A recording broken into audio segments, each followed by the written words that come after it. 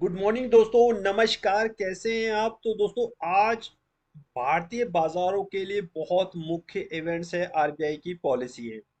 RBI की policy से पहले हम ये देखते हैं कि डाटा क्या कह रहा है। ठीक है, बहुत सारे डाटा को देखना पड़ता है, एफआई, डीआईएस, प्रो। लेकिन जो मेन डाटा होता है वो एफआई का डाटा होता है। तो आरबीआई की पॉलिसी से पहले एफआई का डाटा क्या कहता है, वो बुल है या बियर है, इसी चीज को इस वीडियो में समझेंगे। देखो दोस्तों, मैं समय समय पर क्लास में आपको बताता रहता हूँ कि आपको एफआई का डाटा बहुत क्लोजली वॉच करना चाहिए, क्योंकि बाजार की दिशा और दशा बदलने में एफआई का बहुत बड़ा योगदान होता है। ठीक है, ये खरीदेंगे तो बाजार ऊपर जाएगा, ये बेचेंगे तो बाजार नीचे आएगा, ये बात मान के चलिए।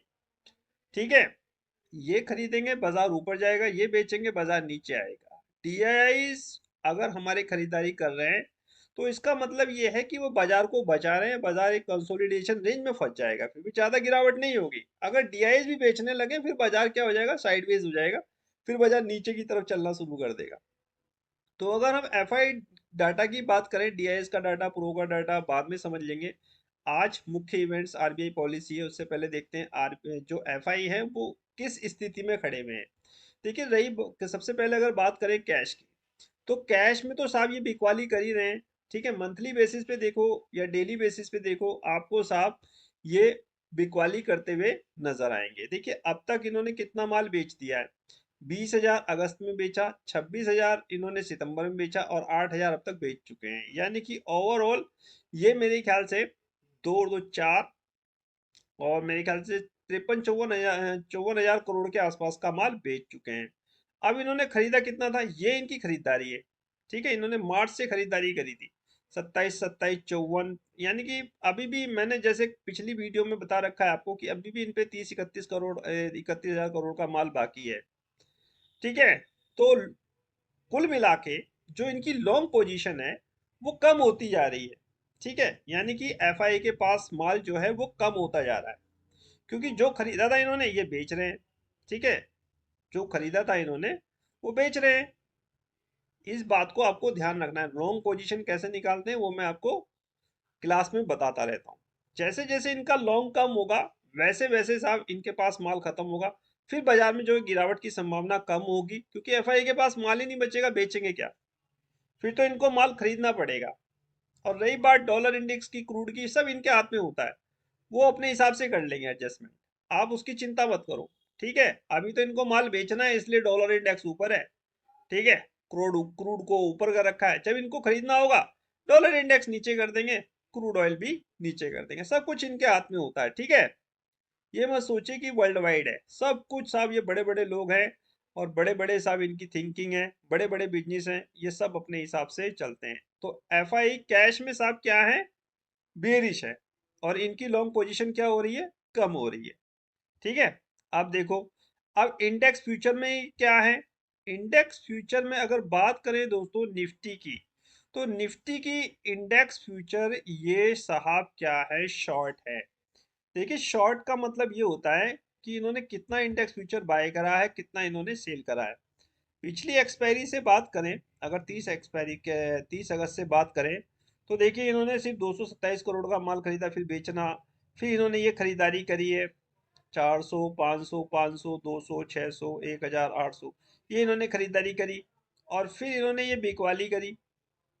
देखिए आप, तो अगर आप खरीदारी और बिकवाली की संख्याओं को आकलन करेंगे, मिलाएंगे, तो आपको बिकवाली ज्यादा मिलेगी। यानी कैश में ये क्या है, बेरिश, बेचे हुए हैं। ठीक है, शॉर्ट है, लॉन्ग कम है। इंडेक्स फ्यूचर इन्होंने बेच रखा है, तो इंडेक्स फ्यूचर में भी शॉर्ट, और साहब कैश में तो ऑलरेडी ये शॉर्ट चल ही रहे हैं। ठीक है, अब बात आती है इंडेक्स ऑप्शन की। बैंक निफ्टी का डाटा दूसरी वीडियो में मैं आपको समझाऊंगा। इंडेक्स ऑप्शन, देखिए इंडेक्स ऑप्शन अगर निफ्टी की बात करें, तो साहब देखिए इंडेक्स ऑप्शन जबरदस्त तरीके से इनके पास शॉर्ट है। ये क्या करते हैं, ये कॉल भी बेचते हैं, पुट भी बेचते हैं। देखिए आप टोटल देख लीजिए, अगर आप अगस्त से जो बनाएंगे, जो मैं टेबल आपको बनाता हूं, तो देखिए इन्होंने बीच बीच में इंडेक्स ऑप्शन बाय करा है। क्यों कराया? क्योंकि ये शॉर्ट कर रहे थे। यहाँ शॉर्ट 7,000, 2,000, 4,000, 400, 20,000, 5,000, 6,000, फिर कवर कर लिया, फिर बेचना शुरू करा। ये इसी तरह तो करते हैं। ठीक है, ये देखिए खरीदा। अब इंडेक्स ऑप्शन देखिए 21 तारीख को भी 33,000।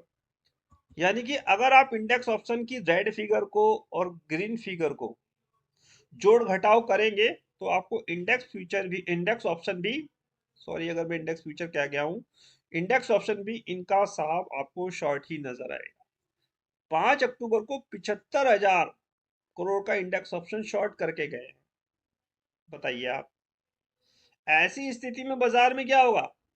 बाजार में उतार चढ़ाव रहेगा, वॉलेटिलिटी रहेगी, क्योंकि इन्होंने क्या कर रखा है, कॉल भी बेची हुई है, पुट भी बेची हुई है। जो इंडेक्स फ्यूचर की बड़ी फिगर होती है ना, वो ये इस बात की ओर इशारा करती है कि इन्होंने दोनों चीज बेची हुई है। तो कैश में एफआई क्या है?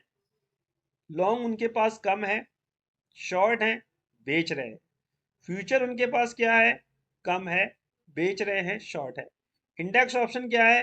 बेच रहे हैं, शॉर्ट है। लेकिन इंडेक्स ऑप्शन में ध्यान रखिए कि कॉल और पुट दोनों होती हैं।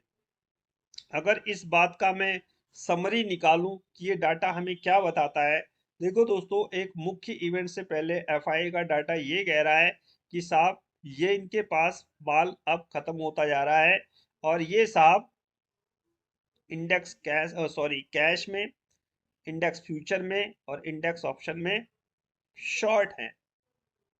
कैश में इनके पास माल कम है, इंडेक्स फ्यूचर शॉर्ट है, ऑप्शन शॉर्ट है।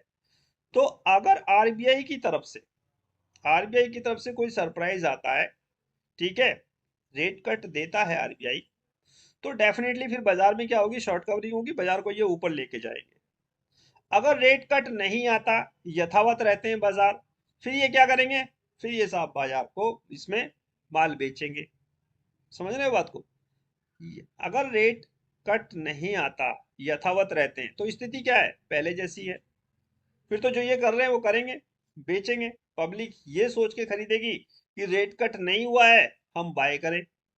लेकिन क्या करेंगे? ये बेचेंगे और फिर बाजार को नीचे लाएंगे। रेट कट आ जाए तो पॉजिटिव हुआ सबके लिए, F I D I pro सबके लिए, सब शॉर्ट कवरिंग करना शुरू कर देंगे और बाजार ऊपर चला जाएगा। ऊपर के लेवल पर फिर साहब क्या होगा? ये तो बाजार का जो मोमेंटम चार्ट होता है उसको देखने के बाद ही पता चलेगा कि ऊपर से बिकवाली आ रही है, नहीं आ रही है। 19,850 कटेगा, नहीं कटेगा। ठीक है, वो सारी चीजें लेवल पर डिपेंड करती हैं। तो आरबीआई पर पूरा फोकस रहेगा आज। तो इसीलिए मैं कह रहा हूँ कि 10 बजे तक कोई ट्रेड मत लीजिए।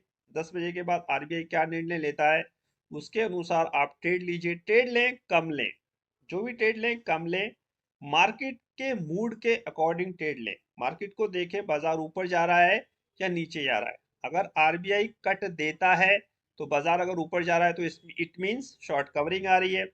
और अगर आरबीआई कट नहीं देता है, चीजें यथावत है और बाजार नीचे जा रहा है, इट्स मीन एफआई बिकवाली कर रहे हैं। तो इन चीजों को आपको समझना है और इसी हिसाब से काम करना है। पैसा एफआई का डाटा देखने के बाद ही इस बाजार में आप बना सकते हो।